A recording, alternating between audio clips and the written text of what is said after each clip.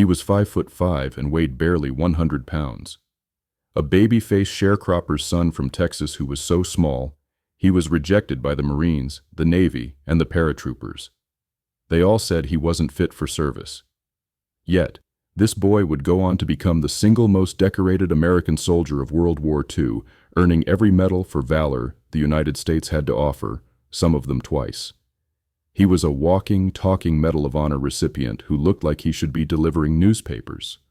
But on the battlefields of Europe, he was a ghost, a legend, a one-man army who stared death in the face and made death blink first.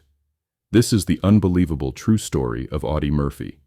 Born in rural Texas in 1925, Audie Leon Murphy grew up in crushing poverty. He was one of 12 children, living in a rundown shack, often with nothing to eat.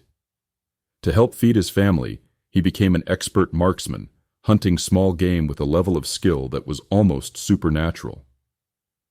When his mother died when he was just a teenager, his life got even harder. He dropped out of the 5th grade to work full-time in the cotton fields.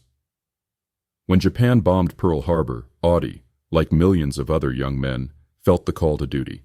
But when the fresh-faced, underweight boy tried to enlist, he was laughed out of the recruiting offices.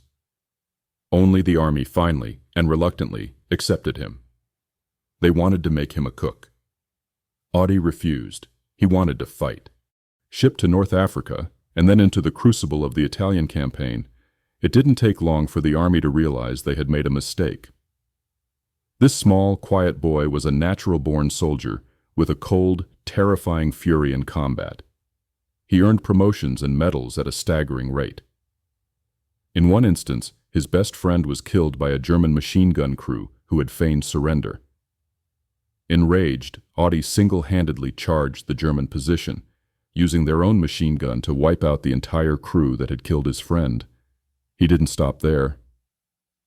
He methodically and coldly eliminated every German in a 100-yard radius, using grenades and his rifle to kill anything that moved. For this, he was awarded the Distinguished Service Cross. This was just the beginning. By August 1944, now a sergeant, Murphy's unit landed in southern France.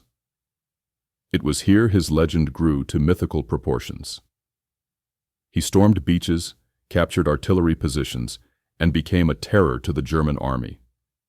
One day, while his platoon was ambushed, he crawled out under withering fire to a forward position, located the German machine guns, and then directed his men's fire to destroy them.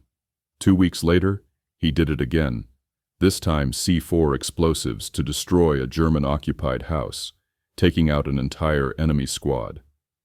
For these separate acts of valor, he was awarded 2 Silver Stars. But his most legendary moment, the single act of bravery that sounds more like a Hollywood movie than a historical fact, was yet to come. The date was January 26, 1945. The place was the Colmar pocket in France, near the village of Holtzwihr. It was a bitterly cold winter, and the forest was thick with snow. Second Lieutenant Audie Murphy, now a commissioned officer, was in command of B Company. His unit, already severely depleted, was attacked by 6 German panzer tanks and waves of infantry, over 250 men. Outnumbered and outgunned, Murphy ordered his men to fall back to a safer position. But he stayed. He remained at the forward command post with a telephone, directing artillery fire on the advancing Germans. The situation was desperate. The Germans were closing in, and American casualties were mounting. Nearby, an M10 tank destroyer from his own unit was hit by enemy fire and began to burn. What Audie Murphy did next is the stuff of military legend. With German infantry just 100 yards away, he ran to the abandoned burning tank destroyer. He climbed on top of the fiery vehicle, which was loaded with fuel and ammunition and could have exploded at any second. He then swung the vehicle's .50 caliber machine gun around and began firing at the advancing Germans. For over an hour, completely exposed and under a constant hail of fire from 3 sides, this one man held off an entire German assault. He was a specter of death, a ghost in the snow, mowing down wave after wave of enemy soldiers. He killed dozens, forcing the panzers to retreat for lack of infantry support. He only stopped when he ran out of ammunition. Wounded in the leg, he finally climbed off the burning tank destroyer, staggered back to his men, and, refusing medical attention, organized a counterattack that successfully drove the enemy from the woods. When his commanding officer asked what he had been doing, Murphy simply replied, "I've been kicking German ass." For this single, unbelievable act of heroism, Audie Murphy was awarded the Medal of Honor, the nation's highest award for combat valor. He had single-handedly saved his company from annihilation. When the war ended, Audie Murphy came home a national hero. His face was on the cover of Life magazine. He was given parades and showered with accolades. But behind the medals and the boyish smile, he was fighting a silent, brutal war. He suffered from what we now call post-traumatic stress disorder, or PTSD. He slept with a loaded pistol under his pillow, tormented by nightmares of the things he had seen and done. But in an era when shell shock was seen as a weakness, Audie Murphy did something incredibly brave once again.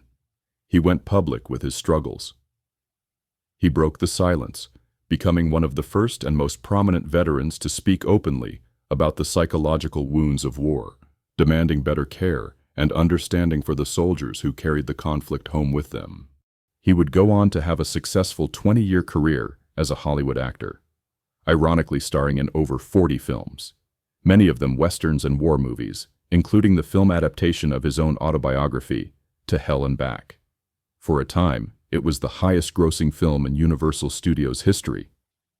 But he never truly escaped the ghosts of the Ardennes. He died tragically in a plane crash in 1971 at the age of 45. He was buried with full military honors in Arlington National Cemetery, his grave one of the most visited in the entire cemetery, second only to President John F. Kennedy. Audie Murphy's story is not just one of incredible battlefield glory, but of profound human struggle. It's a reminder that the greatest heroes are often the ones who fight battles both seen and unseen, and that the cost of war is paid long after the guns fall silent.